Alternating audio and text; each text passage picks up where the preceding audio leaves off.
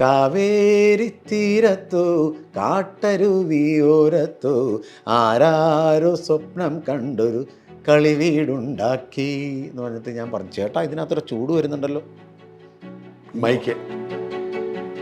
അപ്പം നമുക്ക് ഈ മഴക്കാലം വരുമ്പോഴത്തേക്ക് ഉള്ളിൽ തീയ, ഇനി എന്ത് ചെയ്യും എന്നൊരു സാധനം കിടക്കും. അപ്പോഴാണ് ഹൗസ് പെയിൻറ്റിങ് പോണേ. ഞാൻ വരാൻ പറഞ്ഞു, അവൾ ചതിച്ചു, അവൾ ഇറങ്ങി വന്നു വന്നു വന്നു വന്നു അവൾ ഇറങ്ങി വന്നു. എങ്ങോട്ട് പോയി? ഇങ്ങനെ പെയിൻ്റ് അടിച്ച് കഷത്തിൽ വരെ പെയിൻ്റ് ഒലിച്ചിട്ട്. എന്നാലും ഒരു ദിവസം കരച്ചിൽ നീണ്ടുള്ളൂ, പിന്നെ മനസ്സിലായി ഇനി ജീവിതം ഇതാ. ഇനി പെട്ടു. അപ്പം ഞങ്ങൾ പോരുമ്പോൾ യൂത്ത് ഫെസ്റ്റിവലൊക്കെ നടക്കണം. 5 പൊതി ചോറുമായിട്ട് അമ്മച്ചി അവിടെ നിന്ന് വരും. പോട്ടെ, ദൈവം ചോദിച്ചോളും ഉമ്മനെ എന്ന് പറഞ്ഞ് ആ വാക്കാ ഇപ്പോഴും. എന്നെ ദ്രോഹിച്ചാലും അമ്മയുടെ കാര്യം ഓർത്തിട്ട് കാര്യമാണ്. ഞാൻ രണ്ട് പേരെ നിലക്കാരികൾ, എൻ്റെ മോളും അമ്മയും. അത് എന്തോ ഒരു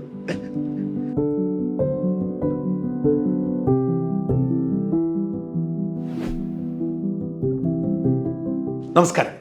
മിമിക്രി കലാകാരൻ, സ്റ്റേജ് ഷോ ആർട്ടിസ്റ്റ്, ചാനലിലെ സൂപ്പർ സ്റ്റാർ, അങ്ങനെ പോകുന്നു ബിനു അടിമാലിയുടെ വിശേഷങ്ങൾ. സിനിമയിലുമുണ്ട് ബിനു അടിമാലി എന്ന കലാകാരൻ. പക്ഷേ നമ്മുടെ സമൂഹത്തിൻ്റെ ഒരു പ്രത്യേകത വിവാദങ്ങളിലൂടെ ഒരാളെക്കുറിച്ച് ചർച്ച ചെയ്യാനാണ്. അതുകൊണ്ട് കഴിഞ്ഞ കുറേ ദിവസങ്ങളായി സോഷ്യൽ മീഡിയയിൽ ഏറ്റവും അധികം ചർച്ചയായിരിക്കുന്നത് ബിനു അടിമാലിയുമായി ബന്ധപ്പെട്ട ഒരു വിവാദം തന്നെയാണ്. ആരാണ് ഈ ബിനു അടിമാലി എന്നറിയാത്തവരാണ് പലപ്പോഴും ഈ ചർച്ചയ്ക്ക് നേതൃത്വം കൊടുക്കുന്നത്. നമ്മുടെ അതിഥി ബിനു അടിമാലി. നമസ്കാരം. ബിനു, വിവാദങ്ങളൊക്കെ അവിടെ നിൽക്കട്ടെ. ഞാൻ സാധാരണ പ്രേക്ഷകരെ ബിനുവിനെ ഒന്ന് പരിചയപ്പെടുത്താനായി. ബിനുവിനെ എല്ലാവർക്കും അറിയാം, പക്ഷെ അതിനപ്പുറം ബിനു എന്ന കലാകാരൻ ഉണ്ടാകുന്നതിന് മുൻപൊരു ബിനു ഉണ്ടായിരുന്നു. എവിടെയാണ് യഥാർത്ഥത്തിൽ ബിനു? അടിമാലിയിൽ തന്നെ. അടിമാലിയിൽ എവിടെയാണ്? എന്തായിരുന്നു അച്ഛനും അമ്മയ്ക്കും ജോലി? അന്നോ ആ ഓർമ്മ, ചെറുപ്പകാലത്തെക്കുറിച്ചൊന്ന് പറഞ്ഞു. അത് ഞങ്ങളുടെ ഏരിയ അവിടെ കൃഷി ആണ്. എവിടെയാണ് അടിമാലിയിൽ? എവിടെ? അടിമാലി ഈ മന്നാങ്കാല എന്ന് പറഞ്ഞ സ്ഥലമുണ്ട്. അടിമാലിയിൽ നിന്ന് നമ്മുടെ ടൗണിൽ നിന്ന് കുറേ ഇത്തിരി ഉള്ളിലേക്ക് പോകണം. എങ്ങോട്ട് പോകുന്ന വഴിക്ക്? മറ്റേ ഇടുക്കി പോകുന്ന വഴിക്ക്. ഇടുക്കി പോകുന്ന നമ്മുടെ അണക്കെട്ട് എന്തുവാണ്? ഇടുക്കി ഡാം അല്ല, കല്ലാർകുട്ടി ആ വഴി. ആ ഭാഗത്തേക്ക് പോകണടുത്ത് ടൗണിൽ നിന്ന് തന്നെ തിരിയുക, റൈറ്റിലേക്ക് തിരിയുവാണ്. അതിലൊരു ഗ്രാമം, കുറച്ച് കിലോമീറ്ററുകൾ നടന്ന്, അതൊക്കെയാണ് സ്കൂളിലെ ഓർമ്മകൾ. അല്ല, ഈ അടിമാലിയിൽ നിന്ന് എന്തായാലും ദൂരമുണ്ട്? അടിമാലിയിൽ നിന്ന് ഒരു 5-8 കിലോമീറ്റർ, 5-10 കിലോമീറ്റർ എങ്കിലും കാണും. അവിടെയാണ് നിങ്ങൾ ജനിച്ചത്? അവിടെ. സ്കൂൾ എവിടെയായിരുന്നു? Adimali government high school. അടിമാലിയിലാണ്. അപ്പോൾ 5-8 കിലോമീറ്റർ നടന്നു വരണം. എപ്പം മുതൽ? 1-ാം ക്ലാസ് പഠിക്കുമ്പോഴോ? മുതൽ, അവിടുന്ന് മുതൽ, അന്ന് മുതൽ. ഞാൻ ചോദിക്കുന്നത്, അന്ന് അവിടെ നേഴ്സറിയോ അംഗൻവാടിയോ ഒന്നും ഇല്ല നിങ്ങളുടെ സ്ഥലത്ത്? മന്നാംകണ്ടം വേറെ ഉണ്ടല്ലേ? മന്നാംകണ്ടം പഞ്ചായത്തിൻ്റെ പേരാണ് മന്നാംകണ്ടം. ഇത് മന്നാംകാല സ്ഥലത്തിൻ്റെ പേര്. അവിടെ എന്താ കൃഷിക്കാരാണ്? നിങ്ങൾ അച്ഛനും അമ്മയും എന്ത് ചെയ്യുമായിരുന്നു? അച്ഛനും അമ്മയും, അച്ഛൻ കാർപ്പൻ്ററായിരുന്നു, അമ്മ കൂലിപ്പണിക്ക് വന്ന. അച്ഛൻ കാർപ്പൻ്റർ, നേരത്തെ പരമ്പരാഗത കാർപ്പൻ്ററായിരുന്നു. പുള്ളി എഞ്ചിനീയറിംഗ് വർക്ക് ഇതെല്ലാം അറിയാവുന്ന ഒരാളാണ്. അവിടെയാണോ? അത് അടിമാലിയിലായിരുന്നു? അടിമാലിയിൽ. അമ്മ അവിടെ എന്താ തൊഴിലുറപ്പ് പണിക്കൊക്കെ അതൊക്കെ പോണ ആളാണ്. എത്ര സഹോദരങ്ങളാണുള്ളത്? ഞങ്ങളെല്ലാം 5 പേര്. എന്ത് ചെയ്യുന്നില്ല? 3 ആണും 2 പെണ്ണും. എന്ത് ചെയ്യുന്നു എല്ലാവരും? ചേട്ടൻ അടിമാലിയിൽ തയ്യൽ, അതിനിപ്പോൾ ഇപ്പോൾ സ്ഥലക്കച്ചവടമൊക്കെ ഉണ്ട്. ഇപ്പോൾ അനിയനും കാർപ്പൻ്ററാണ്. ഇപ്പോഴും അനിയൻ കാർപ്പൻ്ററാണ്. വർക്കുണ്ട്. വർക്കുണ്ട്. പിന്നെ അവൻ കലാകാരനാണ്. അവൻ സ്റ്റേജ് ഷോയൊക്കെ ചെയ്യുന്നുണ്ട്. 2 പെങ്ങന്മാർ, 2 പേരെ കെട്ടിച്ചു. ഒരാൾ ആലപ്പുഴ, ഒരാൾ തട്ടേക്കാട് എന്ന് പറഞ്ഞ സ്ഥലം.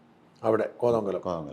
അവിടെ മറ്റേ ഈ അംഗനവാടിയിലെ പഠിപ്പിക്കുന്നു. ആയയാണ് 2 പേരും. ഓക്കെ. അച്ഛൻ ഇപ്പോഴും കാർപ്പൻ്റർ പണി? അച്ഛനും അമ്മയും മരിച്ചുപോയി. എത്ര കാലമായി? അത് മരിച്ചിട്ട് കുറേ കാലമായി, കുറേ വർഷമായി. അതെങ്ങനെ നേരത്തെ മരിച്ച്? അച്ഛൻ ശ്വാസം മുട്ടും ഒക്കെ ആയിട്ട്. അത് ഈ കാർപ്പൻ്റർ പണി കൊണ്ടാവാം. അതുകൊണ്ടായി. പിന്നെ ഇച്ചിരി കഴിക്കുമായിരുന്നു. അമ്മ അച്ഛൻ മരിച്ചത് കഴിഞ്ഞിട്ട് 1 വർഷം കഴിഞ്ഞപ്പോൾ അമ്മ മരിച്ചു. അമ്മയ്ക്ക് എന്ത് പറ്റി?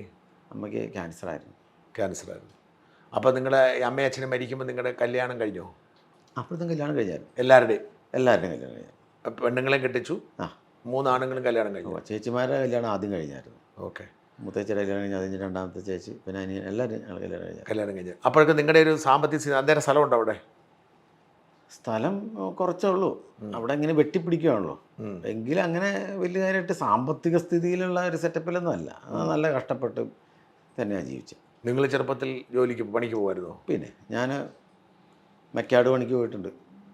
വ്യക്തമായി പറഞ്ഞു. എപ്പം നിങ്ങളുടെ വിദ്യാഭ്യാസ കാലം കഴിഞ്ഞാണോ അതോ അതിൻ്റെ ഇടയിലാണോ? അതിൻ്റെ ഇടയിൽ ഇപ്പോൾ ഈ സ്കൂൾ അവധി കിട്ടുമ്പോൾ പോവും. പിന്നെ നമ്മൾ സ്കൂള് കഴിഞ്ഞതിന് ശേഷം നമ്മൾ പിന്നെ ഈ കലാപരിപാടിക്ക് പോകുമ്പോൾ 10ാം ക്ലാസ് കഴിഞ്ഞ ശേഷം പഠിത്തം നിർത്തിയോ? ഞാൻ പിന്നെ 10ാം ക്ലാസ് പാസ്സായിരുന്നു? പാസ്സായി.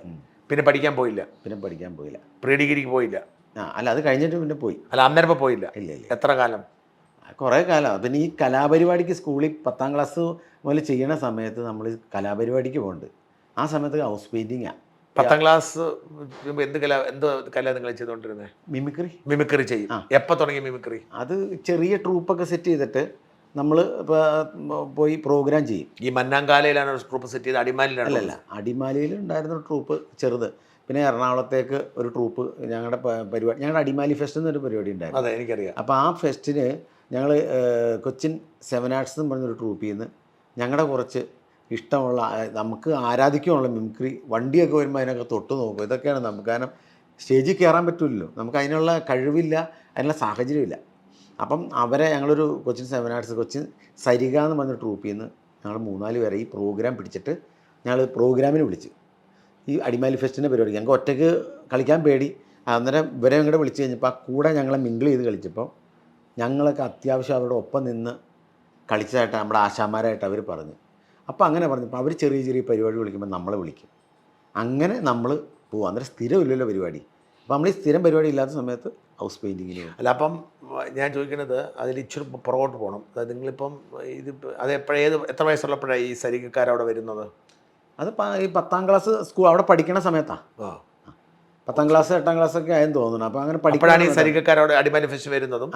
ഫെസ്റ്റിനെ അവരെ വിളിച്ചു. അതിന് മുമ്പ് നിങ്ങളുടെ ഒരു കുഞ്ഞു ടീമുണ്ട്. അത് എവിടെ രൂപപ്പെട്ടത്? അത് അടിമാലിയിലാണ്. അപ്പോൾ ആരൊക്കെയായിരുന്നു അതിനകത്തുണ്ടായിരുന്നത്? അതിനകത്ത് ഉള്ളത് നമ്മുടെ ഞാനുണ്ടായിരുന്നു, പിന്നെ ഷൈജു അടിമാലി എന്ന് പറഞ്ഞൊരു കൂട്ടുകാരൻ, ശശി ചേട്ടൻ എന്ന് പറഞ്ഞൊരു കൂട്ടുകാരൻ, പിന്നെ നമ്മുടെ ഫൈസൽ അടിമാലി ഇവിടുത്തെ സീരിയലിൻ്റെ ഡയറക്ടർ, അദ്ദേഹമൊക്കെ. നിങ്ങളെല്ലാം കൂടെ അങ്ങനെ ഒരുമിച്ച് കൂടി ഈ മന്നാങ്കാല കഴിഞ്ഞ് നിങ്ങളെങ്ങനെ ഇവരെയൊക്കെ പരിചയപ്പെട്ടെ? ഞങ്ങൾ ഈ അടിമാലിയിൽ വരുമല്ലോ എല്ലാവരും. ഈ ഫൈസൽ അടിമാലിക്ക് ഇവിടെ നമ്മുടെ തിയേറ്ററിൽ ഒരു ക്യാൻറ്റീൻ പോലെ സംഭവമുണ്ട്. അപ്പോൾ ഈ ക്യാൻറ്റീൻ പോലെ ഇരിക്കുന്ന സമയത്ത് ഈ കലാപരമായിട്ടുള്ള ചർച്ചകൾ, ഇപ്പം ഇന്ന ആൾ ഇന്നടത്ത് പോയിട്ടുണ്ട്. ഈ ഫൈസൽ നാടകമൊക്കെ കളിച്ചിട്ടുള്ള ആളാണ്. അപ്പോൾ കുമരകൻ രഘുനാഥ് ചേട്ടനൊക്കെ ആയിട്ട് നല്ല പരിചയമൊക്കെ ഉണ്ടെന്ന്. അപ്പോൾ ഒരു സമയത്ത് ഞങ്ങൾ ഇതാ നിൽക്കണ ആരാന്നല്ലേ, ഇത് ഫൈസൽ അടിമാലി, കുമരകൻ രഘുനാഥ് ചേട്ടനെയൊക്കെ പരിചയമുണ്ടെങ്കിൽ വലിയ സെലിബ്രിറ്റീസിനെ പരിചയമുണ്ടെന്ന് കേൾക്കുന്നവരെ നമ്മൾ ഇന്ന് കാണുന്നത് നമുക്ക് സന്തോഷമാണ്. അങ്ങനെ പരിചയമായി. അങ്ങനെയാണ് നമുക്ക് ട്രൂപ്പ് സെറ്റ് ചെയ്താലും നമ്മൾ ഈ ഫൈസൽ അടിമാലിയാണ് ആ ട്രൂപ്പ് ഒരെണ്ണം ഫോം ചെയ്യുക. അപ്പോൾ അവൻ്റെ പേര് അടിമാലി സാഗര എന്ന് പറഞ്ഞു. അവൻ്റെ കയ്യിലാണ് ചില്ലറകളുള്ളൂ, കാരണം അവന് ക്യാൻറ്റീൻ ഉണ്ടല്ലോ, നമുക്കതില്ല. അപ്പോൾ അവൻ വരുന്നു, റിഹേഴ്സലൊക്കെ ചെയ്യുമ്പോൾ ചായയുടെ പൈസയൊക്കെ പുള്ളിയാണ് കൊടുക്കണേ. അല്ലെങ്കിൽ നമ്മൾ നേരെ ക്യാൻറ്റീനിലേക്ക് ചെല്ലും, അവിടെ ചെന്ന് ചായയൊക്കെ കുടിക്കും. അങ്ങനെ കുറച്ച് ചെറിയ എവിടെയാണ് ഈ പ്രോഗ്രാം നിങ്ങൾ അവതരിപ്പിച്ചത്? ആദ്യമായിട്ട് അവതരിപ്പിച്ചത് എൻ്റെ സ്കൂളിൽ, എൻ്റെ ആദ്യത്തെ എല്ലാ സ്റ്റേജും. ഞാൻ ആദ്യമായി ഒരു മൈക്കിനകത്ത് പാട്ട് പാടിയത് ഞാൻ പഠിച്ച എൻ്റെ സ്കൂളിലാണ്. അത് ഒന്നാനാം കുന്നുമ്മേ കൂടുകൂട്ടും തത്തമ്മേ എന്നുള്ള പാട്ടാണ് ഞാൻ എൻ്റെ ഈ ശബ്ദം മൈക്കിലൂടെ ആദ്യമായിട്ട് കേൾക്കണത്. ഒന്ന് പാടിക്കേ. അതെ. ഒന്നാനക്കുന്നുമ്മേ കൂടുകൂട്ടും തത്തമ്മേ നീ എൻ്റെ തേന്മാവിൽ ഊഞ്ഞാലാടാൻ വാ, കാവേരി തീരത്തോ കാട്ടരുവിയോരത്തോ ആരാരോ സ്വപ്നം കണ്ടൊരു കളിവീടുണ്ടാക്കി എന്ന് പറഞ്ഞിട്ട് ഞാൻ പറഞ്ഞു, ചേട്ടാ ഇതിനകത്തൊരു ചൂട് വരുന്നുണ്ടല്ലോ മൈക്കിനകത്ത്. ഇതൊന്ന് ആദ്യമായിട്ട് ജന്മത്തിൽ ആദ്യമായിട്ടാണ് ഞാൻ മൈക്ക് ഇത് കാണുന്നത്. നമ്മൾ പറയണത് പുറത്തോടെ കേൾക്കുന്നു. അപ്പം അങ്ങനത്തെ ഒരു ഫീലൊക്കെ വന്നപ്പം അങ്ങനെ ആദ്യമായിട്ട് പിന്നെ പ്രൊഫഷണലായിട്ട് ഒരു വലിയൊരു ആർട്ടിസ്റ്റുകളുടെ ഗുരുനാഥന്മാരായിട്ടുള്ള ആർട്ടിസ്റ്റുകളുടെ കൂടെ കയറുന്നതും ഞാൻ പഠിച്ച എൻ്റെ ആ ചെറിയ സ്റ്റേജിൽ നിന്നാണ്.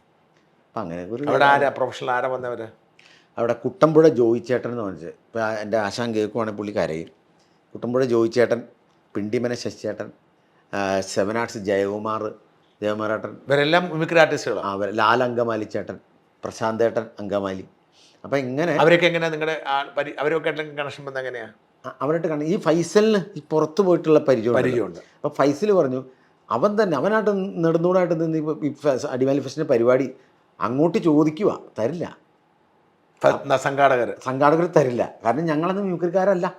അപ്പോൾ സംഘാടകർ തരാതിരിക്കുമ്പം ഇവൻ എന്നിട്ട് ഇവരുടെ ഈ സെമിനാർസിലെ ഏതോ ഒരാളെ അറിയാം ഫൈസലിന് ഈ കൂട്ടത്തിൽ. അപ്പം ചേട്ടാ ഞങ്ങൾ ഒരു പ്രോഗ്രാം പിടിച്ചിട്ടുണ്ട് അടിമാലിയിൽ, അപ്പോൾ നിങ്ങളൊന്ന് വരാമെന്ന് വെച്ചപ്പോൾ ഇവർ ഇങ്ങനെ പോകുന്ന ടീമുകളാണ്. ഇവർ 4 പേരങ്ങ് പോകും, പോയിട്ട് ആ ഷോയൊക്കെ അങ്ങ് ചെയ്യും.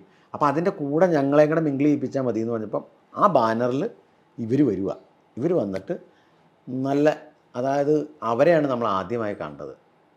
ഈ കുട്ടമ്പുഴ ജോയിച്ചേട്ടൻ എന്നൊക്കെ പറഞ്ഞ ആൾ, പിണ്ടിമണി ചേട്ടൻ, ഇവരൊക്കെ ആ ഒരു കൂട്ടായ്മകളും ആ സന്തോഷങ്ങളൊക്കെയാണ് എൻ്റെ കലാഫീൽഡിലെ ആദ്യത്തെ ഒരു നന്മയുടെ ഇത്. ഈ കുട്ടമ്പുഴ ജോയിച്ചേട്ടൻ എന്നൊക്കെ പറഞ്ഞാൽ ശമ്പളം കൂടുതൽ കൊടുത്താൽ തിരിച്ചു തരും, പെശകി തന്നതാണോ എന്ന് ചോദിച്ച്. അത്രയ്ക്ക് നല്ല മനുഷ്യനാണ് ഈ കുട്ടമ്പുഴ.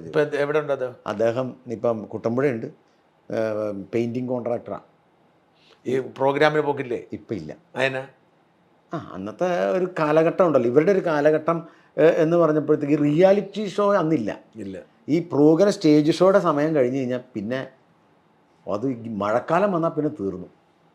അപ്പം നമുക്ക് ഈ മഴക്കാലം വരുമ്പോഴത്തേക്ക് ഉള്ളിൽ തീയ, ഇനി എന്ത് ചെയ്യും എന്നൊരു സാധനം കിടക്കും. അപ്പോഴാണ് ഹൗസ് പെയിൻറ്റിങ് പോണേ. നമ്മളിപ്പോൾ ഈ ദിലീപേട്ടൻ ഈ പടത്തിൽ ചെയ്ത പോലെ നമ്മൾ പ്രോഗ്രാം കളിച്ചിട്ട് കയ്യടി മേടിച്ച സ്ഥലത്ത് തന്നെ ആയിരിക്കും ചിലന്മാർ പണി പിടിച്ച് വെച്ചേക്കണേ. അതൊരു അല്ല, ഈ പ്രോഗ്രാമിന് പോകുമ്പോൾ നിങ്ങൾക്ക് പ്രതിഫലം നന്നായി കിട്ടത്തില്ലായിരുന്നു ആ കാലത്ത്? ഇല്ല. ഇപ്പം അടിമാലി ഫെസ്റ്റിന് പൈസ ഒന്നും കിട്ടില്ല, അങ്ങോട്ട് അവസരം കിട്ടില്ല. ഇല്ല, ഞങ്ങൾ ഇവരെ വിളിച്ചപ്പോൾ നമുക്ക് കുറച്ച് പൈസ തന്നു. അതായത് 100 രൂപയ്ക്കൊക്കെ പോണേ. ഇതിനുപരി സാറേ, ഈ നമ്മളൊരു കല ഉള്ളിൽ കയറിയ ഒരു കുഴപ്പം എന്നറിയാം, പൈസ കിട്ടിയില്ലേമില്ല. നമ്മൾ സ്റ്റേജിൽ നിന്നിട്ട് പെർഫോം ചെയ്യുമ്പോൾ ജനങ്ങളുടെ ഒരു കയ്യടിയില്ലേ, അത് കിട്ടുമ്പോൾ ഉള്ള ഒരു ആശ്വാസം, അതൊന്നും വേറെ. ഇപ്പോഴും ഷോയൊക്കെ പിടിക്കുമ്പോൾ കൂട്ടുകാരന്മാരൊക്കെ എൻ്റെ കൂടെ, ഞാൻ അന്ന് ചെറുപ്പം മുതൽ എൻ്റെ കൂടെ പ്രൊഫഷണലായപ്പോൾ ഉള്ള സമയത്ത് ചെറുപ്പം മുതൽ മിമിക്രിയിൽ ക്ലച്ച് പിടിക്കണേക്കുമ്പോൾ സ്റ്റാർമാജിക്കും ഒക്കെ വന്നേക്കാലും കോമഡി സ്റ്റാറിനും മുമ്പ് ഉണ്ടായിരുന്ന ടീമാണ് ഇപ്പോഴും എൻ്റെ കൂടെയുള്ള ആളുകൾ. അപ്പം ഞാൻ പറഞ്ഞേടാ, പരിപാടിയുടെ റേറ്റ് നോക്കണ്ട, അത് നോക്കണ്ട. നമ്മൾ വീട്ടിലിരുന്ന് നെഗറ്റീവ് അടിക്കണേക്കാളും ഭേദമല്ലേ 10 വരെ ചിരിപ്പിക്കുമ്പോൾ അവരുടെ മനസ്സിൽ നിന്ന് ഒരു സന്തോഷം കിട്ടും. നമ്മൾ ആ കിട്ടിയ പൈസ കൊണ്ട് ഒരു ചായ കുടിക്കാൻ പോയി, ആ വൈകുന്നേരം തിരിച്ച് വീട്ടിലേക്ക് വരുമ്പോൾ കിട്ടുന്ന ഒരു പോസിറ്റീവ് എനർജി. അങ്ങനെ ഒരു ആറ്റിറ്റ്യൂഡിലാണ് അന്ന് സ്റ്റേജ് ഷോ. ഇപ്പോഴും അന്നും എപ്പോഴും ഞാൻ റേറ്റ് ഞങ്ങളുടെ ഇപ്പോൾ ഞങ്ങളുടെ കോതമംഗലത്തെ ഒരു സ്ഥലത്ത്, ചേട്ടാ നിങ്ങളെ കാണാൻ ആഗ്രഹമുണ്ട്, പൈസ നിങ്ങൾക്ക് ഭീകരമായിട്ട് തരാൻ നിങ്ങളുടെ ബഡ്ജറ്റ് ഒന്ന്, ഞാൻ എത്ര രൂപയുണ്ട് നിങ്ങളുടെ കയ്യിൽ? ഓക്കെ. ഞാനിപ്പോഴും ഷോ ഒക്കെ ചെയ്തിട്ട് തുച്ഛമായ പൈസയ്ക്ക് പിടിച്ചിട്ട് പോകുന്ന സന്ദർഭങ്ങൾ, അത് മനസ്സിൻ്റെ ഒരു സൈക്കിളത്തിൽ ഒന്ന് ആലോചിച്ച് നോക്കേ. അതൊരു നിങ്ങൾ ഈ സ്റ്റേജ് ഷോ നടക്കുന്ന ആ സമയത്ത്, ഞാൻ ഈ പറഞ്ഞ തുടക്കത്തിൻ്റെ സമയത്ത് ഇതും കൂടി ജീവിക്കാൻ തികയത്തില്ലല്ലോ. ഇല്ല. അപ്പോൾ നിങ്ങൾ എന്ത് പണിക്ക് പോകുമായിരുന്നു? അനിയന് മരപ്പണി അറിയാം, ചേട്ടന് തയ്യക്കടയുണ്ട്. ഞാൻ സിനിമാ നടനാകുമെന്നും പറഞ്ഞ് നടക്കുക. അപ്പോൾ അവർക്ക് സന്തോഷം. അമ്മച്ചി പിന്നെ ഒന്നും പറയില്ല, പാവം അമ്മച്ചി. ഞങ്ങൾ ഈ 5 പേര് സ്കൂളിലെ മെയിൻ പാട്ടുകാരാണ്. സ്കൂളിലെ അടിമാലി ഗവൺമെൻറ് ഹൈസ്കൂളിൽ ഏറ്റവും കൂടുതൽ കലാഫീൽഡിൽ പോയിൻ്റ് നേടിക്കൊടുത്തേക്കണ വീട് എൻ്റെ വീടാണ്. അപ്പം ഞങ്ങൾ പോരുമ്പോൾ യൂത്ത് ഫെസ്റ്റിവലിലൊക്കെ നടക്കണം, 5 പൊതി ചോറുമായിട്ട് അമ്മച്ചി അവിടെ നിന്ന് വരും.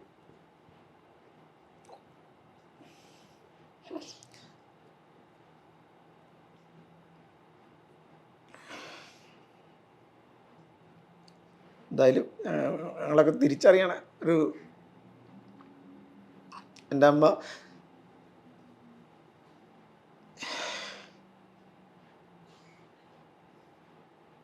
എന്തോ ഒരു ഇടി കൊണ്ടിട്ടുണ്ടെന്ന് പറയാം അച്ഛൻ്റെ കഴിച്ചിട്ടൊക്കെ വരുമ്പോൾ. എന്തായാലും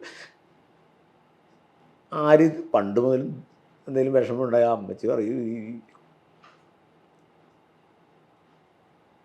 പോട്ടെ ദൈവം ചോദിച്ചോളും വരെ എന്ന് പറഞ്ഞ ആ വാക്കായി ഇപ്പോഴും. എന്നെ ദ്രോഹിച്ചാലും അമ്മയുടെ കാര്യം ഓർത്തിട്ട് കാര്യമാണ്. ഞാൻ രണ്ട് പേരെ നിലക്കാരികൾ, എൻ്റെ മോളും അമ്മയും. അത് എന്തോ ഒരു അമ്മച്ചി കണ്ടു, ചാനലിലൊക്കെ നമ്മൾ ശ്രദ്ധിക്കപ്പെട്ടിട്ടാ അമ്മ പോയത്. ഞാൻ കുഞ്ഞ് കാറൊക്കെ മേടിച്ചു, അതിലകത്ത് കയറിയിട്ട എൻ്റെ കയറിയതിന് ശേഷമാണ് എൻ്റെ അമ്മ പോയത്. ഞാൻ കറിവേപ്പിലയായിട്ട്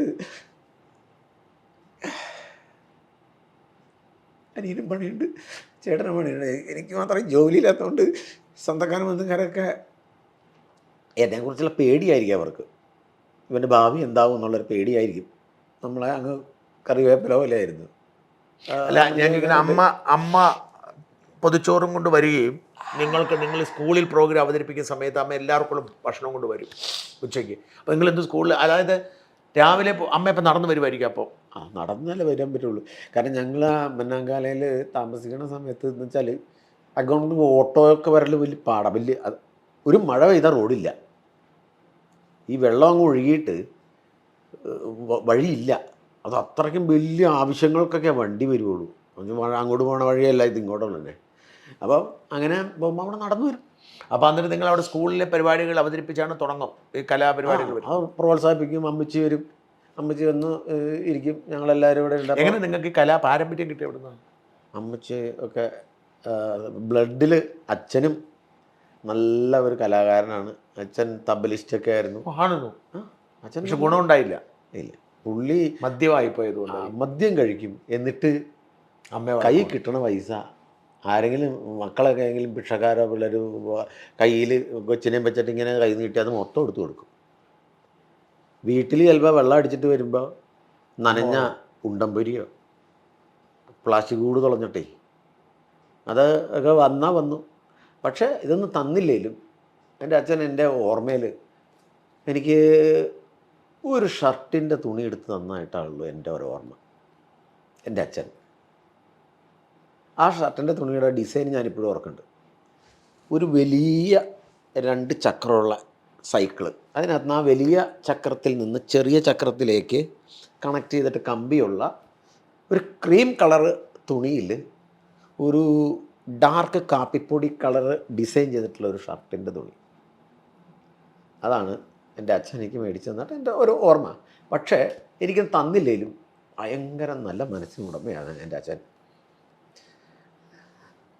ആര് ദ്രോഹിക്കോ ഈ പിടിച്ചു പറിക്കോ. എൻ്റെ അച്ഛൻ്റെ അനിയൻ കുഞ്ഞ് വീതം, പുള്ളിയുടെ വീതം ഞങ്ങൾ മേടിച്ചിട്ടില്ല. അച്ഛൻ്റെ വീതം, അച്ഛൻ്റെ അനിയൻ എന്തൊക്കെയോ അത് പറ്റിച്ചുകൊണ്ട് പുള്ളീനെ പറ്റിച്ച് പറഞ്ഞു, പോട്ടറാ അവന് 2-3 പെൺപിള്ളേരല്ലേ, നിങ്ങൾ ആൺപിള്ളേരല്ലേ, നിങ്ങൾ വടിയെടുത്തങ്ങ് ഉണ്ടാക്കടാ, അത് നമുക്ക് വേണ്ടെന്ന് പറഞ്ഞു. അങ്ങനെ ഉള്ളൊരു മനസ്സ്, ആ മനസ്സിലുള്ള അച്ഛനും അമ്മയുടെ കൂടെ നമ്മൾ ജനിച്ചു, അത് മതി.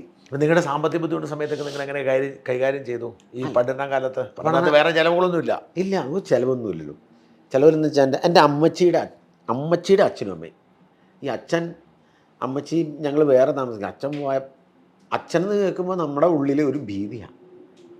അമ്മച്ചിയുടെ അച്ഛൻ, എൻ്റെ അച്ഛൻ 8 മണി കഴിഞ്ഞ് കഴിഞ്ഞാൽ അങ്ങനെ ചീത്തവിളി കേൾക്കാം. വന്നാൽ പിന്നെ ഇടി ഉറപ്പാണ്. അപ്പം ഈ നന്മയൊക്കെ ഉണ്ടെങ്കിൽ മദ്യപിച്ചാൽ മാറും? ഇല്ല, ആ ഇടിയെന്ന് പറഞ്ഞാൽ ക്രൂരനല്ല പുള്ളി, വെള്ളം അടിച്ചിട്ടുള്ള കശപിശകൾ അത്രേ ഉള്ളൂ. അല്ലാണ്ട് ഇടിച്ചു ചീത്ത വിളിച്ചു വരുന്ന പണ്ടത്തെ ആളുകൾ അങ്ങനെയാണല്ലോ. അപ്പം അങ്ങനെ ഞങ്ങൾ ഈ ബഹളങ്ങൾ കേൾക്കാതിരിക്കാൻ വേണ്ടി ഞങ്ങൾ തറവാട്ടിൽ അമ്മച്ചിയുടെ വീട്ടിലാണ് താമസം. അപ്പം അമ്മച്ചി പണിയാൻ പോയിട്ട് വരുമ്പം ഞങ്ങൾക്കുള്ളതൊക്കെ എല്ലാം അവിടെ ഉണ്ട്. ഞങ്ങൾ അങ്ങനെ എല്ലാവരും. അമ്മച്ചി അച്ഛൻ്റെ കൂടെ ആണോ അതോ നിങ്ങളുടെ അമ്മച്ചി അച്ഛൻ്റെ കൂടെ? അപ്പം നിങ്ങൾ അമ്മയുടെ വീട്ടിൽ അമ്മയുടെ അച്ഛനാണോ നിങ്ങൾ?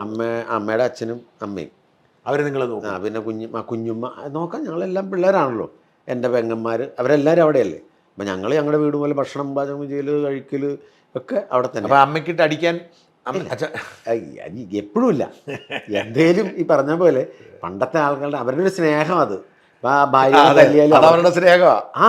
തല്ലി കിട്ടിയില്ലേ അവർക്ക് വിഷമം ഉണ്ടാവത്തുള്ളൂ. നേരം വെളുത്തിട്ട് അവർ കട്ടൻ ചായയിൽ തീരുവ പ്രശ്നം. അതെ അതെ അതെ അതെ അതെ അതാണ്. അതായത് ഈ പുള്ളി എൻ്റെ അച്ഛൻ എത്ര കുടിച്ചിട്ട് വന്നാലും ചിലപ്പോൾ കുടിച്ച് നിലത്ത് വീണ് എഴുന്നേറ്റ് വന്ന് ഭക്ഷണം കഴിച്ച് പോയാൽ പകുതി ചോറ് അവിടെ ഉണ്ടാവും അമ്മയ്ക്ക് കൊടുക്കാൻ. തെറിയും പറഞ്ഞുകൊണ്ടായിരിക്കും കഴിക്കണേ. പക്ഷേ പകുതി വീതം, പുള്ളിയുടെ വീതം അതിനകത്ത് ഉണ്ടാവും. അതെ അമ്മ കഴിക്കുന്നത്. അവരുടെ ഇതാ, അല്ലാതെ അടിച്ചു നിലംപരിശാക്കുമല്ല. അവരുടെ സ്നേഹം, അതിൻ്റെ ഒരു സംഭവം. അത് അമ്മച്ചി മരിക്കുമ്പോൾ അച്ഛൻ മരിക്കുമ്പോൾ അമ്മച്ചി മാത്രമേ കൂടെ ഉണ്ടായിരുന്നുള്ളൂ. അവർ രണ്ടുപേരും മാത്രം, ഞങ്ങൾ ആരുമില്ല അവിടെ. അന്നേരം ഞാനിങ്ങനെ കലാഫീൽഡിൽ ഇങ്ങനെ പുറത്തേക്ക് പോകുന്നേക്കാണല്ലോ. അന്നേരം ഞാനൊക്കെ ഇവിടെ താമസിക്കണം, എറണാകുളത്ത് താമസിക്കണേ. എടി അവൻ വരുമോടി എന്ന് ചോദിച്ചു. അവൻ ഇന്നാൾ വന്നിട്ട് പോയല്ലേ ഉള്ളൂ, എപ്പോഴും എപ്പോൾ എന്നെക്കുറിച്ച് ചോദിക്കും. ഞാൻ ഈ പറഞ്ഞ പോലെ ഇവർ ഈ വയസ്സാകുമ്പോൾ ഈ മരണഭയം കാര്യങ്ങളൊക്കെ ഉണ്ടാവും. ഞാൻ എനിക്ക് ഡിപ്രഷനുള്ള ആളായതുകൊണ്ട് എനിക്കതൊക്കെ കത്തും. ഈ പേടി, എല്ലാവരും അടുത്ത് വേണമെന്നുള്ളൊരു പേടിയൊക്കെ അവർക്ക് ഉണ്ടാവുമെന്ന് എനിക്കറിയാവുന്നതുകൊണ്ട് ഞാൻ ചെല്ലുമ്പോൾ അച്ചായ എന്തെങ്കിലുമൊക്കെ ഇത് കാണിച്ചാൽ ഞാൻ എന്നെ അങ്ങ് സപ്പോർട്ട് ചെയ്യും. അവർക്ക് ഇനി ഇതിനപ്പുറത്ത് വേറെ ഒന്നുമില്ല. അപ്പം ഞാനത് മനസ്സറിഞ്ഞ് അതൊന്നും കുഴപ്പമില്ല നീ അമ്മച്ചിയും പരാതി, ഞാൻ ചെല്ലുമ്പോൾ എല്ലാവർക്കും പരാതി പറച്ച് അച്ഛനെക്കുറിച്ചുള്ള പരാതി പറച്ചിലായിരിക്കും. പുള്ളി പറയാതെയൊക്കെ അടിമാലിക്ക് പോയി കളയും. ശ്വാസം മുട്ടുണ്ട്, അപ്പോൾ എല്ലായിടത്തും വീണ് പോയി കഴിഞ്ഞ് കഴിഞ്ഞാൽ എന്നുള്ളൊരു പേടി കൊണ്ട് പറയും. പുള്ളി അറിഞ്ഞ് കേൾക്കില്ല. അപ്പം ഞാൻ പോകുമ്പം വരുമ്പോൾ എൻ്റെ മുമ്പിലിരുന്ന് പരാതി പറച്ചില്ല എന്നോട്. ഞാൻ എന്തെങ്കിലും പറഞ്ഞാൽ അച്ചായിക്ക് കുഴപ്പമില്ല. അപ്പം അങ്ങനെ പോയിന്ന് ഞങ്ങളുടെ ബാല്യങ്ങൾ. നിങ്ങൾക്ക് ഈ ഞാൻ ചോദിച്ചു ഇപ്പോഴും പറയാത്തൊരു കാര്യം, നിങ്ങൾ ഈ കൂലിപ്പണിക്ക് പോകാൻ തുടങ്ങിയിരുന്നു, അത് മേക്കാട് പണിക്ക് പോകാൻ തുടങ്ങി. എപ്പോഴാണ് മേക്കാട് പണിക്കാൻ തുടങ്ങിയത്? അത് നമ്മൾ ഈ 10ാം ക്ലാസ്സൊക്കെ കഴിഞ്ഞ് നിൽക്കണം, പഠിത്തം നിർത്തി. അന്ന് പഠിത്തം എത്ര കാലം പഠിച്ചില്ല? കുറേ നാൾ. നമുക്ക് അതിനൊരു ഏകദേശം ഉണ്ട്. എത്ര കാലം പഠിച്ചില്ല? എത്ര വർഷം? ഇത് ഈ പഠിക്കുന്ന സമയത്ത് മിമിക്രിയാണ് മനസ്സിൽ. അതായിക്കോട്ടെ. അപ്പം നിങ്ങൾ ആ സമയത്ത് പഠിത്തം വേണ്ടെന്ന് വെച്ചു, എന്നിട്ട് നിങ്ങൾ കൂലിപ്പണിക്ക് പോകുമായിരുന്നോ? മേക്കാട് പണി വീട്ടിന് ഇതിനു വേണ്ടി പോകണമല്ല, നമുക്ക് ചില്ലറയ്ക്ക് വേണ്ടിയിട്ട്. ശരി. മറ്റെന്തെല്ലാം പണികൾ ചെയ്തിട്ടുണ്ട്? ഞാൻ ഇപ്പോൾ ഈ കുരുമുളക് പറിക്കുന്ന സീസണാകുമ്പോൾ അവിടെ നമ്മുടെ നാട്ടിൽ ഹൈ റേഞ്ചിൽ കുരുമുളക് പറിക്കലാണ്. അപ്പോൾ കൂട്ടുകാർ കൂടി കുരുമുളക് പറിക്കാൻ പോകും. ചാക്കിനാണോ വില? ചാക്ക്. കുരുമുളക് പറിക്കുന്ന വെച്ചാൽ ഏതെങ്കിലും ഒരുത്തൻ തോട്ടം അടങ്ങലെടുക്കും, മൊത്തം എടുക്കും. എടുത്തിട്ട് നിങ്ങൾക്ക് ഡെയിലി കൂലിയാണോ അതോ? നമുക്ക് ഡെയിലി അത് കിട്ടും. അത് നമ്മൾ ഇതും കൊണ്ട് പോയി പഠിച്ച് ഇതിൻ്റെ അധ്വാനിച്ച് പൈസ ഉണ്ടാക്കണമെന്നൊന്നുമില്ല. വീട്ടിൽ ചെല്ലുമ്പോൾ കഞ്ഞി കിട്ടും. ഈ കുരുമുളക് അരയ്ക്കാൻ ഒരു ദിവസം എത്ര രൂപ തരുമായിരുന്നു? അവരതൊക്കെ 10-100 രൂപയ്ക്കല്ലേ കിട്ടുമായിരുന്നു. അന്നത്തെ അങ്ങനെയൊക്കെ അല്ലേ. എനിക്കതിന് തോന്നണില്ല അത്രയൊക്കെ കിട്ടും. ഞാൻ പൈസയുടെ അല്ല, ഈ കൂട്ടുകാരുണ്ടല്ലോ കൂടെ, ഇവന്മാരുടെ കൂടെ പോവുക, അത് കഴിഞ്ഞ് ആ പൈസക്ക് പോയി ചായയും കപ്പയും മീൻകറിയൊക്കെ ഇതൊക്കെയാണ് ഉദ്ദേശം. അല്ലാതെ വീട്ടിൽ കൊണ്ടേ ചിലവാക്കിക്കാൻ അമ്മച്ചി അരിയൊക്കെ മേടിച്ചോളൂല്ലോ. ചേട്ടനുണ്ട്, പുള്ളി അരി മേടിക്കും. ആ കൂട്ടത്തിൽ സ്റ്റേജ് ഷോയ്ക്ക് പോകും. അപ്പോൾ ഈ അടിമാലിയിൽ നിന്ന് പുറത്തേക്ക് ആദ്യത്തെ സ്റ്റേജ് ഷോ എവിടെയാണ്? ആദ്യത്തെ ശേഷം കോതമംഗലം എന്ന് പറഞ്ഞ സ്ഥലത്ത് നമ്മുടെ ആശാമാർ ഈ പറഞ്ഞ കൂട്ടമ്പുഴ നമ്മുടെ പിണ്ടിമന ശശി ചേട്ടൻ. ചിലപ്പോൾ അവർ കേൾക്കുമ്പോൾ വലിയ സന്തോഷമാകും. പിണ്ടിമന ശശി ചേട്ടൻ, മറ്റേ കുട്ടമ്പുഴ ജോയിച്ചേട്ടൻ, ജയകുമാർ 7 ആർട്സിൻ്റെ ഓണർ, കൊച്ചിൻ 7 ആർട്സ് എന്നൊരു ട്രൂപ്പ് ഉണ്ടായിരുന്നു. ജയകുമാർ ചേട്ടൻ, പുള്ളി, പിന്നെ ലാലൻ കമാലി, ലാലേട്ടൻ ഇപ്പോൾ അമേരിക്കയിലാണ്, പിന്നെ പ്രശാന്ത് അങ്കമാലി. ഇത്രയും പേരാണ് നമ്മുടെ ആദ്യമായി കണ്ട അത്ഭുത ആർട്ടിസ്റ്റുകൾ. അവരുടെ ഒരു പ്രോഗ്രാം കോതമംഗലത്ത് നടത്തുന്നു. കോതമംഗലത്ത് എവിടെ? കോതമംഗലത്ത് പല പല സ്ഥലങ്ങളിൽ. അതായത് ഈ ബാനറുള്ള പരിപാടി നടത്തുന്നത് ഇത്തിരി പൈസ കൂടുതലാണ്. അപ്പോൾ അതിൻ്റെ പകുതി പൈസക്ക് ഈ സൗണ്ട് ലൈറ്റും അവിടെ തരും. നിങ്ങൾ 3-4 പേര് വരാമെന്ന് ചോദിക്കുമ്പോൾ അങ്ങനെ ചെല്ലുമ്പോൾ ഇതിൻ്റെ പകുതി റേറ്റോ അല്ലെങ്കിൽ കുറച്ച് റേറ്റ് കൊടുത്താൽ മതി. മറ്റേ ട്രൂപ്പായിട്ട് വരുമ്പോഴത്തേക്കും കർട്ടൻ, വണ്ടി, സെറ്റ്, ലൈറ്റ് ഇതൊക്കെ ഒരുപാട് എമൗണ്ട് വരുമല്ലോ. അപ്പോൾ അങ്ങനെയുള്ള ആ പരിപാടിക്ക് ഞങ്ങളിങ്ങനെ നമ്മൾ അവിടെ മിമിക്രി കളിച്ചപ്പോൾ കയ്യടി കിട്ടി. അപ്പം ഈ അടിമാലിയിൽ അന്ന് കളിച്ചു. അപ്പോൾ കുട്ടമ്പുഴ ചോദിച്ചേട്ടനൊക്കെ പറയും, എടാ കൊച്ചെ നീയൊക്കെ വേറെ ലെവലാവും, നല്ല നല്ല ടാലൻ്റ് ഉണ്ട് നിനക്കൊക്കെ എന്നൊക്കെ പറഞ്ഞുകൊണ്ട് ഇങ്ങനെ മോട്ടിവേറ്റ് ചെയ്യും. അതായത് ഇപ്പോൾ അവരിപ്പം ഒരു ട്രൂപ്പിൽ കളിച്ചുകൊണ്ടിരിക്കുന്ന സ്കിറ്റ് അവരെക്കാൾ കൂടുതൽ ഞാൻ നന്നായിട്ട് കളിക്കാമെന്ന് അവർക്ക് തോന്നിയ, എടാ ഇത് ഞാൻ കളിക്കണേക്കാൾ കൂടുതൽ നീ കളിച്ചാൽ കയറും എന്ന് പറയാനുള്ള മനസ്സുണ്ട്. അതാണ് അവനിട്ട് ചവിട്ടണം എന്ന് തോന്നിട്ടില്ല, ഒന്നുമില്ല. അതാണ് എൻ്റെ ആശാമാരിൽ നിന്ന് നമ്മൾ ആദ്യമായി കാണുന്നവരുടെ സ്വഭാവങ്ങൾ നമ്മൾ അനുകരിക്കും. കാരണം ഇവർ നമ്മളുടെ താരരാജാക്കന്മാരായിട്ട് നിൽക്കുമല്ലേ. അപ്പം പ്രൊഫഷണലായിട്ട് കളിക്കണതുകൊണ്ട് അവരാണ്. അപ്പോൾ അവരുടെ കയ്യിലാണ് നമ്മൾ ചെയ്യുന്നത്. പിന്നെ ഒരിക്കലും മറന്നുപോയി, അത് ക്ഷമിക്കണം എന്ന് പറഞ്ഞിട്ടൊരു സാധനമാണ് ഷിയാസ്ക്ക. സാഗർ ഷിയാസ് എന്ന് പറഞ്ഞിട്ടൊരു ഇക്ക ഉണ്ടായിരുന്നു. അയ്യോ, എനിക്ക് ആദ്യമായിട്ട് മൊബൈൽ ഫോൺ മേടിച്ചു തന്നത് ഇക്കയാണ്. ഒരു നോക്കിയോടെ ഒരു ഫോൺ. ഏത് വർഷമെന്ന് ഓർമ്മയുണ്ടോ? ഇല്ല, അത് ഈ 7 ആർട്സിൽ. അത് കഴിഞ്ഞിട്ട് ഞങ്ങൾ പ്രൊഫഷണലായിട്ട് കളിക്കാൻ വന്ന് ആ സമയത്താണ് ഷിയാസ്ക്ക. അദ്ദേഹം ഭയങ്കര ഒരു കലാകാരനാണ്. ഈ പറഞ്ഞ പോലെ ഈ പറഞ്ഞ പോലെ തന്നെ നന്നായിട്ട് കഴിക്കുക ചെയ്യണം, നീ ചെയ്യണമെന്ന് പറഞ്ഞ് ചെയ്യിക്കാനുള്ള. അല്ല, അങ്ങനെ ആ ഷോയിൽ ക്ലിക്കായി, കോതമംഗലത്തെ ഷോ ക്ലിക്കായി, കയ്യടി കിട്ടി. അപ്പോൾ എന്തു തോന്നി കയ്യടിയൊക്കെ കിട്ടി കഴിഞ്ഞപ്പോൾ? ലക്ഷ്യബോധം, ലക്ഷ്യം ഇതുള്ളൂ, നാളെ എന്താവുന്നൊന്നും അറിയില്ല. ഇതൊരു ഹര സാറേ. അത് പ്രതിഫലം എത്ര കിട്ടി? അന്ന് ഈ പറഞ്ഞ പോലെ 150 രൂപയൊക്കെ കിട്ടിക്കാണും. ജോയി ചേട്ടനാണ് മേടിച്ച് തരുന്നത്. ജോയി ചേട്ടന്. പക്ഷേ ജോയി ചേട്ടൻ്റെ പ്രത്യേകത എന്നാണെന്നറിയാമോ? ജോയി ചേട്ടൻ ഷോ പിടിച്ച് കൂടുതൽ പൈസ കിട്ടിക്കഴിഞ്ഞാൽ എല്ലാവർക്കും അത് വീതിച്ചു കൊടുക്കും. അല്ലാണ്ട് ഇവർക്ക് കൊടുക്കാനുള്ളത് മാത്രം കൊടുത്തിട്ട് അങ്ങനത്തെ ആളല്ല. അപ്പം ആ ഗ്യാങ് അല്ല അങ്ങനത്തെ. നിങ്ങൾ അങ്ങനെ പിന്നെ അവരുമായിട്ടാണോ പിന്നെ മുമ്പോട്ട് പോയത്? എത്ര കാലം? അവരുമായിട്ട് ഞാൻ പിന്നെ കുറേ കാലം മുമ്പോട്ട് പോയി.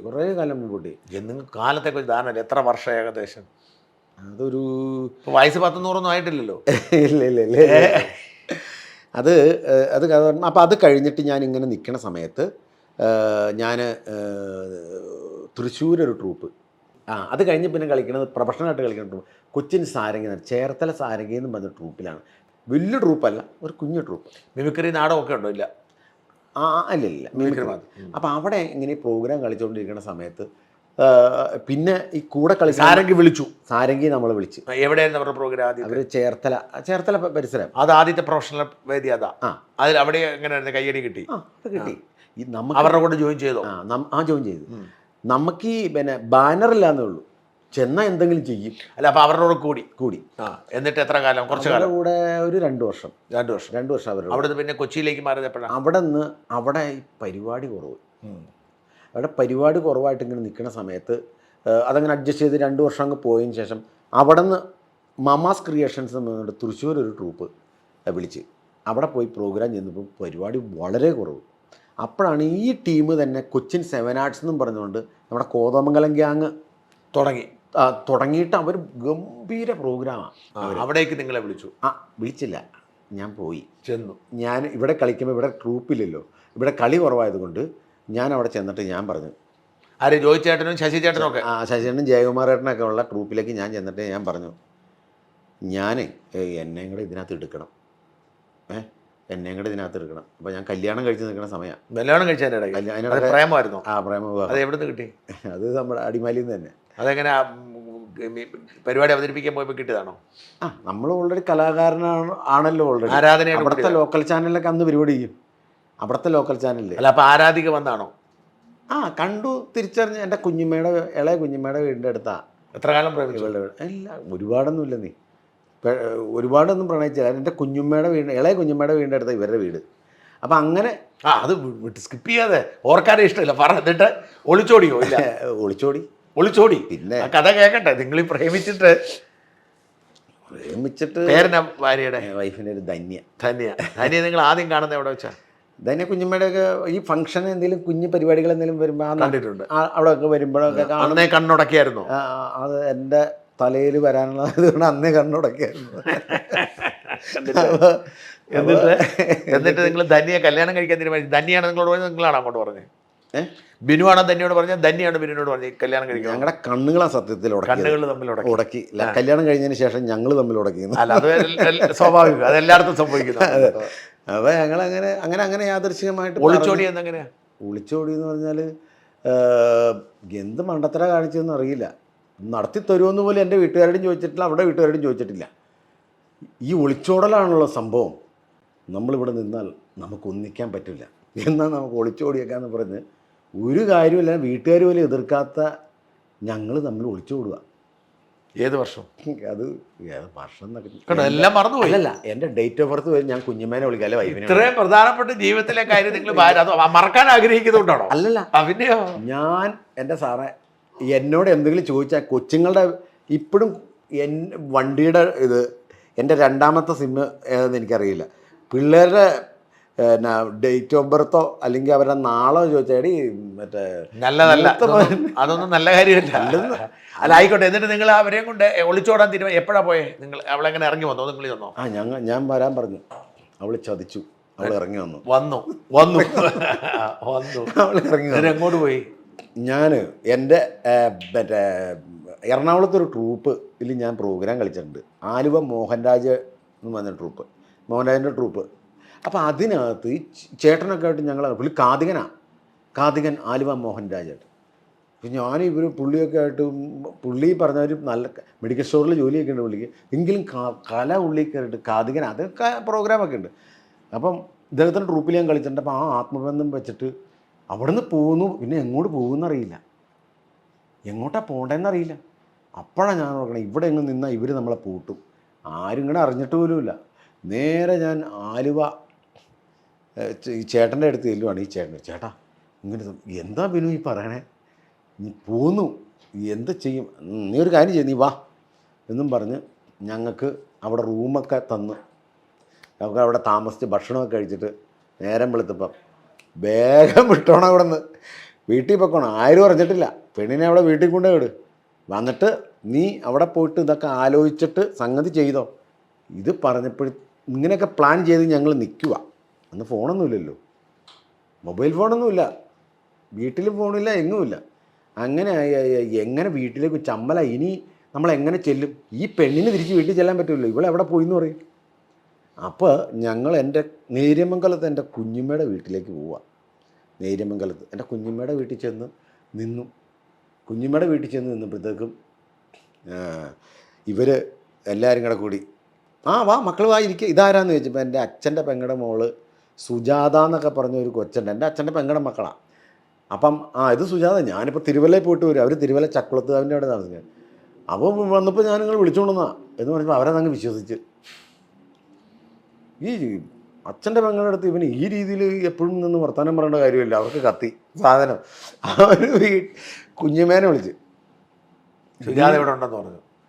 സുജാതേനെ വിളിച്ച് ഇവർ ആ വീട്ടിലേക്ക് വിളിച്ച്, അവരെ വീട്ടിലേക്ക് വിളിച്ചിട്ട് സുജാതക്കെന്ന് കൊടുക്കാം, കൊടുക്കാമല്ലോ എന്നൊക്കെ പറഞ്ഞ് സുജാത സംസാരിക്കുമ്പോൾ അപ്പോൾ ഇതേത് സുജാത ഇവർക്ക് കത്തിയിട്ട് നേരെ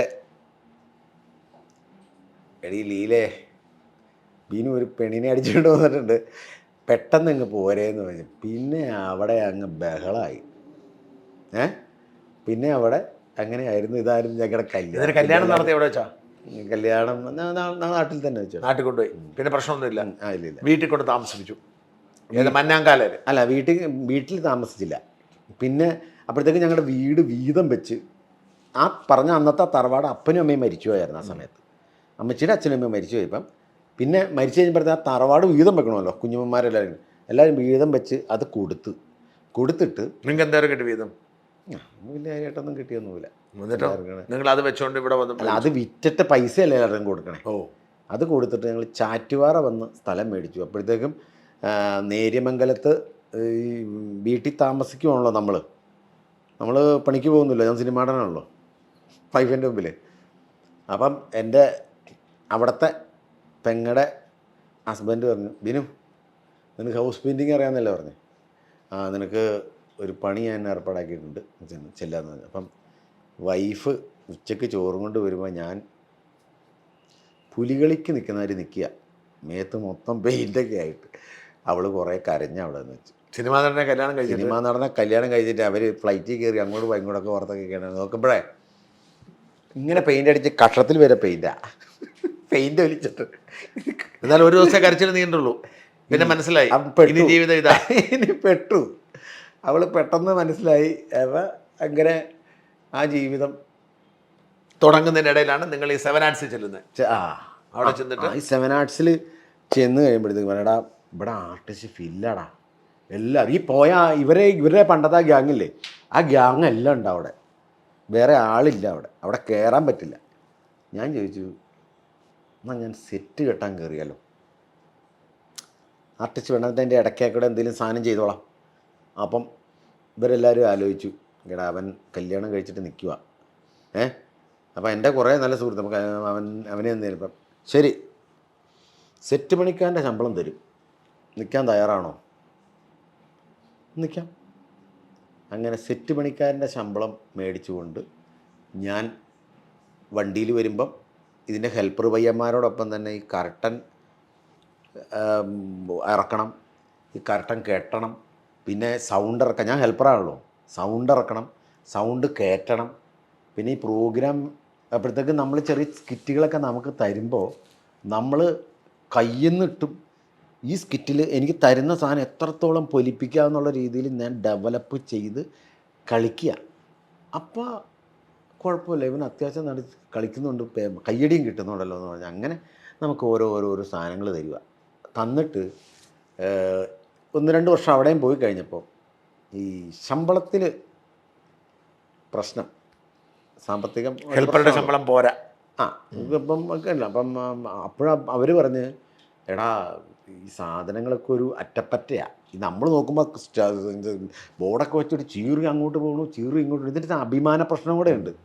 ഈ കളിയില്ലാതെ വീട്ടിലിരിക്കണതും ഇതിൻ്റെ കൊണ്ട് കുഴപ്പമില്ലാത്ത റേറ്റ് ഇപ്പം 24, 25, 26. അപ്പം ഇപ്പം 24, 25 ഓക്കെ, 26, 27-ാം തീയതി 28-ാം തീയതി ഒരു ഷോയും കിട്ടിയിട്ട് 2 ദിവസം ചിലപ്പോൾ റേറ്റ് ഇല്ലാതെ പരിപാടി പിടിക്കും. ഇതൊക്കെ അഡ്ജസ്റ്റ്മെൻ്റ് ആണല്ലോ. അപ്പം അങ്ങനെ പിടിച്ച് പോകുമ്പോൾ ഇതാണ് അവസ്ഥ എന്ന് പറഞ്ഞപ്പോൾ നിൽക്കുന്ന സമയത്ത് എന്നെ കലാഭവനിൽ നിന്ന് വിളിച്ചു. അന്നേരം ജാഫ്രിക്കയൊക്കെ കലാഭവനിൽ നിന്ന് ഇറങ്ങി നിൽക്കുന്ന സമയം, ഇടുക്കി ജാഫ്രിക്ക. ആ ഗ്യാപ്പിൽ ഞാൻ ആരായിരുന്നു കലാഭവൻ ചുമതല? കലാഭവന് നമ്മുടെ അന്നേരം ആ കലാഭവൻ നടത്തുന്നത് സോബി ജോർജ് ചേട്ടൻ, സോബി ചേട്ടൻ.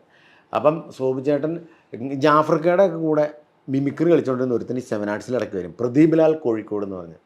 അപ്പോൾ പ്രദീപ് ലാൽ ജാഫ്രിക്ക ഇറങ്ങിയ ഗ്യാപ്പിൽ പറഞ്ഞു, അവൻ അവിടെ ചെന്നിട്ട് പറഞ്ഞു, ചേട്ടാ ബിനു അടിമാലി എന്ന് പറഞ്ഞൊരു ആർട്ടിസ്റ്റുണ്ട്. അത് ഞാൻ കേട്ടിട്ടില്ലല്ലോ, നല്ല ആർട്ടിസ്റ്റാണ് ഇവൻ പറഞ്ഞ കേട്ടോ. ഇപ്പം അവൻ എന്തോ എൻ്റെ നല്ല സമയം കൊണ്ട് അവൻ പറഞ്ഞു. അപ്പം അങ്ങനെ അവൻ പറഞ്ഞപ്പോൾ ഞാൻ കലാഭവനിൽ ലീഡ് കോമേഡിയനായിട്ട് ചെല്ലുക. അങ്ങനെ ഒരു 2-3 വർഷം കലാഭവനിലുണ്ടായിരുന്നു. ഇഷ്ടംപോലെ പ്രോഗ്രാം ഉണ്ടായിരുന്നു, നല്ല പ്രതിഫലവും കിട്ടി. ഞാൻ ആദ്യമായിട്ട് ഓസ്ട്രേലിയക്ക് പോണത് കൊച്ചിൻ കലാഭവൻ്റെ കൂടെ. അങ്ങനെ കലാഭവനിൽ പോയി. പിന്നെ സൂര്യ ടി വിയിൽ രസികരാജ നമ്പർ അങ്ങനെ പോകുമ്പോഴാണോ ആദ്യമായിട്ട് TV പ്രോഗ്രാം കിട്ടുന്നത്? അങ്ങനെ പോകുമ്പോൾ നമ്മുടെ സൂര്യ ടി വിയിൽ രസികരാജ. സിനിമയിലൊന്നും ഭരിക്കാൻ തുടങ്ങിയില്ല? ഇല്ല. അത് കഴിഞ്ഞിട്ടോ?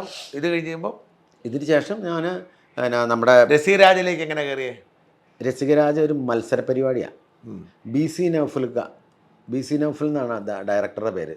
അതിൻ്റെ അസോസിയേറ്റ് ആയിരുന്നു നമ്മുടെ സലീം അഹമ്മദ്, പത്തേമാരിയൊക്കെ ഡയറക്റ്റ് ചെയ്തത്. അപ്പം പിന്നെ മിമിക്രിക്കാരുടെ ഇടയിൽ നമ്മൾ ചർച്ച ചെയ്യപ്പെടും. അവന് അവിടെ ഒരാളുണ്ട്, ഇവിടെ ആളുണ്ട്, അന്ന് അയാളെ വിളിക്കുന്നൊക്കെ പറഞ്ഞ് കണക്ട് ചെയ്ത് വരുമല്ലോ. അപ്പം എന്നെ വിളിച്ചു, ബിനു BC നൗഫലൊക്കെ വിളിച്ചു. ബിനു 2 പേര് കൂടി വെച്ചിട്ടുള്ളൊരു ഷോ, നിങ്ങൾ വരുന്നു, പെർഫോം ചെയ്യുന്നു, പോകുന്നു. 2 പേര്. അതിനകത്തുള്ള വിപിൻ ജോർജ്, നമ്മുടെ മനസ്സിലായി, ബിബിൻ ജോർജൊക്കെ അതിനകത്തുണ്ടായിരുന്ന. അപ്പം ചെന്നൈയിൽ AVM അതിൻ്റെ ഷൂട്ടിങ്. സൂര്യ TVയിലാണെന്ന് പറഞ്ഞു പ്രോഗ്രാം. അപ്പോൾ സൂര്യ TVയിൽ അങ്ങനെ ആ പ്രോഗ്രാം കളിച്ചപ്പോൾ ഇത്തിരിയും കൂടെ ഒരു അനക്കം കിട്ടി. നല്ല പ്രതിഫലം, മറ്റേനേക്കാൾ കൂടുതൽ പ്രതിഫലം തോന്നും. അതിൽ ചാനലാണല്ലോ. അപ്പോൾ അത് ഇത്തിരിയും കൂടെ. അപ്പോൾ നമ്മുടെ തുടക്കത്തിൻ്റെയാണ് ഇപ്പോഴത്തെ പേയ്മെൻ്റ് എന്നൊക്കെ, അല്ലെങ്കിൽ അതല്ല, നമുക്കൊരു നിലവിലുള്ളതിലൊരു മെച്ചപ്പെട്ട അതൊക്കെയാണ് നമുക്ക് ആദ്യം. കലാഭവൻ വിട്ടു.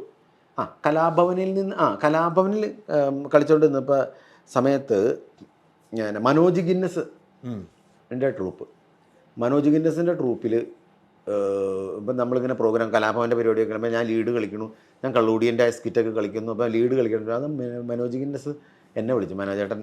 ഞാൻ അവരുടെയൊക്കെ ഭയങ്കര ആരാധകനാണ്. അപ്പോൾ വിളിച്ചു കഴിഞ്ഞപ്പോഴത്തേക്കും, ബിനു വരാവോ എന്ന് ചോദിച്ചു. പിന്നെന്താ മനോജേട്ടാ വരാമെന്ന് പറഞ്ഞാൽ മനോജ് ഗിന്നസിൻ്റെ ട്രൂപ്പിൽ കളിക്കുക. മനോജ് ഗിന്നസിൻ്റെ ട്രൂപ്പിൽ കളിക്കുന്ന സമയത്ത് കുഴപ്പമില്ലാത്ത നല്ല പ്രോഗ്രാം, കുഴപ്പമില്ലാത്ത ശമ്പളം, ഇതൊക്കെ കിട്ടി നിൽക്കുന്ന സമയത്താണ് ഈ സുമേഷ് തമ്പി എന്ന് പറഞ്ഞ എൻ്റെ ഒരു കൂട്ടുകാരൻ, അവൻ സ്വന്തമായിട്ടൊരു ട്രൂപ്പ് ഫോം ചെയ്യുക എന്ന് പറഞ്ഞു. നമുക്ക് ഇതിനകത്ത് കൂടിയാലോ? അന്നേരം രസികരാജയുണ്ട്. അപ്പോൾ ഇതിനകത്ത് കൂടിയാലോ? രസികരാജ ആഴ്ചയിൽ 5 ദിവസം ഉണ്ടോ? അത് ഇല്ല, ആഴ്ചയിൽ 2 ദിവസം കണ്ട.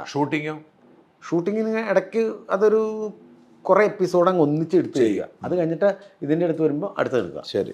അങ്ങനെ നമ്മൾ മറ്റേ ഈ ട്രൂപ്പിൻ്റെ മനോജ് ഗിന്നസിൻ്റെ കൂടെ കളിച്ചു, കലാഭവനിൽ നിന്ന്. അപ്പോൾ പിന്നെ ഇവൻ വിളിച്ച്, ഈ നമ്മുടെ സുമേഷ് തമ്പി എന്ന് പറഞ്ഞ എൻ്റെ ഒരു കൂട്ടുകാരൻ. പിന്നെ അവൻ്റെ അന്നേരം പരിപാടി നാളെ ഉണ്ടാവുമെന്ന് അറിയില്ല. ഈ കൂട്ടുകാരന്മാരെല്ലാവരും ഉണ്ടെന്നുള്ളവൻ പറഞ്ഞുകൊണ്ട് ചാടിയത്. എന്നോട് ചളിയൻ ചോദിച്ചു, ഈ മനോജേട്ടൻ ചോദിച്ചായിരുന്നു, ബിനു നീ ഫാമിലിയായിട്ട് താമസിക്കുക, സുമേഷ് തമ്പി എന്ന് വെച്ചാൽ കല്യാണമൊന്നും കഴിച്ചിട്ടില്ല, നീ അവിടെ ചെല്ലുമ്പോൾ പരിപാടിയൊക്കെ ഉണ്ടാവുമോ? കുഴപ്പമില്ല മനോജേട്ടാ, ഞാൻ നോക്കാം എന്നും പറഞ്ഞുകൊണ്ട് ഞാൻ പോരുക. അവനെ അവിടെ നിന്ന് പിന്നെ നമുക്ക് പിന്നെ സ്റ്റാർ മാജിക് കോമഡി സ്റ്റാറിൽ കിട്ടി. അപ്പോഴത്തേക്കും കോമഡി സ്റ്റാർ കിട്ടി. ഏത് ഈ രസികരാജ തീർന്നാണോ? തീരുമ്പോഴോ? തീർന്നു. രസികരാജ തീർന്നു. കഴിഞ്ഞപ്പോഴത്തേക്കും എനിക്ക് കോമഡി സ്റ്റാർ തുടങ്ങി. അതിൽ നമുക്കൊരു അനക്കം കിട്ടി. അപ്പോൾ തന്നെ തിരിച്ചറിഞ്ഞു. മണിയമ്പിൾ രാജ് ചേട്ടനൊക്കെ ഭയങ്കരമായിട്ട് നമ്മളെ അതിന് ആദ്യമായിട്ട് ക്യാമറയുടെ മുമ്പിൽ കൊണ്ടുവന്ന തത്സമയം ഒരു പെൺകുട്ടി എന്ന് പറഞ്ഞ സിനിമയിൽ ആദ്യമായിട്ട് അഭിനയിക്കുന്നത് മണിയമ്പിൾ രാജ് സാറാണ്. TK രാജ്കുമാർ സംവിധാനം ചെയ്തിട്ട് മണിയമ്പിൾ രാജ് സാറാണ് എനിക്ക് തന്നെ. അതുപോലെ കൽപ്പന ചേച്ചി, ഞാൻ ബിനു അടിമാലി എന്ന് ഏറ്റവും കൂടുതൽ ചാനലിലൂടെ ചേച്ചി സ്ഥിരം ഗസ്റ്റാണ് കൽപ്പന. അപ്പോൾ അങ്ങനെ പറഞ്ഞിട്ടുള്ള ഏറ്റവും കൂടുതൽ പറഞ്ഞിട്ടുള്ള മലയാളികളുടെ മനസ്സിൽ ബിനു അടിമാലി എന്ന് ഒരു കേട്ടത് ചേച്ചിയുടെ. അപ്പോൾ ഈ പ്രോഗ്രാമിലാണ് നിങ്ങൾ സ്റ്റാർ ആവുന്നത്, നമ്മൾ തിരിച്ചറിയണത്, ആളുകൾ തിരിച്ചറിയാൻ തുടങ്ങി, പേയ്മെൻറ്റും കൂടി. അപ്പോൾ സ്റ്റേജ് പ്രോഗ്രാമിന് പോകാൻ തുടങ്ങി. അത് കിട്ടുമ്പോൾ നമുക്ക് സ്റ്റേജ് പ്രോഗ്രാം കിട്ടും. ഓക്കെ. അപ്പം നമുക്ക് ഇത്തിരിയും കൂടെ ഒരു. അപ്പോഴത്തേക്ക് ഏത് ഗ്രൂപ്പിൻ്റെ കൂടെ ആയിരുന്നു? അപ്പം ഞാൻ ഈ പറഞ്ഞ ഈ ഒന്നുമല്ലാത്ത നമ്മളൊന്നുമല്ലാത്ത കുഞ്ഞു ട്രൂപ്പിൽ. അപ്പം നിങ്ങൾ നിങ്ങളുടേതായ രീതിയിൽ പോകാൻ തുടങ്ങി പ്രോഗ്രാം. അപ്പം അങ്ങനെ വിദേശത്തും ഷോ നമ്മുടെ ബാനറിൽ.